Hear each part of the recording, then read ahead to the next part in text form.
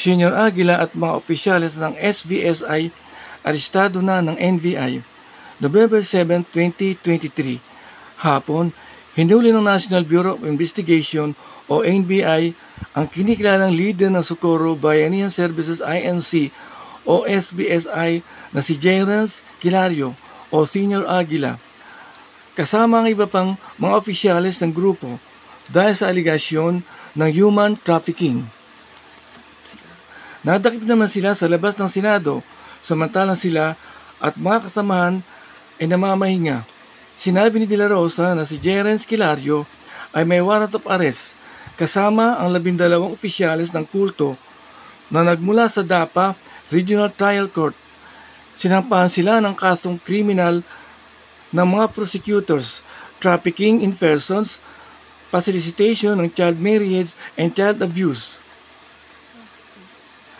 Ang nasabing kaso ay hindi na nagkaroon ng hearing sa RTC Surigao sapagkat itong kasong ito ay nabigyan ng linaw sa Senado noong nagdaang Setyembre 2023 sa pangunguna naman ni Senadora Risa Hontiveros.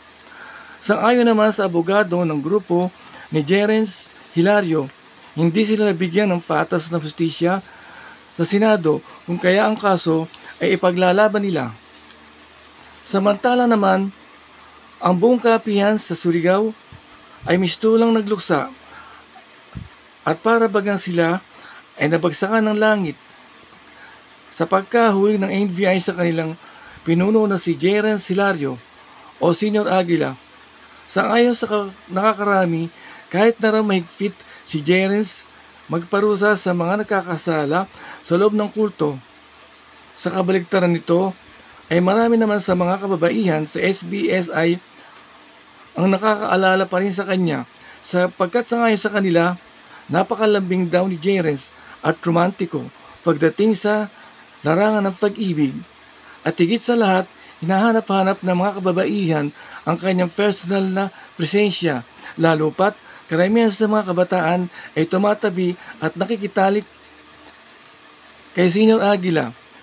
Sang-ayon pa sa informante, marami sa mga kababaihan ang nais na siya ay muling masilayan marahil sa taglay na virtud ni Senior Aguila, mahusay at biyasa sa larangan ng pakipagtalik sa kama. Sa bawat nakakarelasyon niya, ang babae ay naliligayahan at nababaliw dahil sa laki ng kanyang dinadalang kargada at ang buntot ng kabayong ginawa niyang bulitas.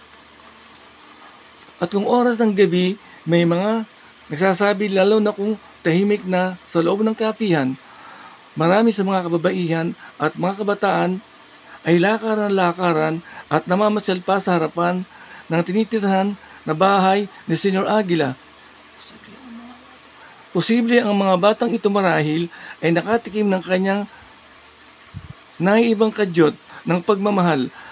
At sino nga ba kasi ang di mabibighani at di maloloka sa matipunong katawan, matikas, tumindig, na siyang hinahanap-hanap at kinababaliwan ng karamihan ang kanyang pangrumasang katawan.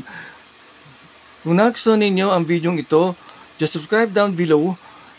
Thank you for watching.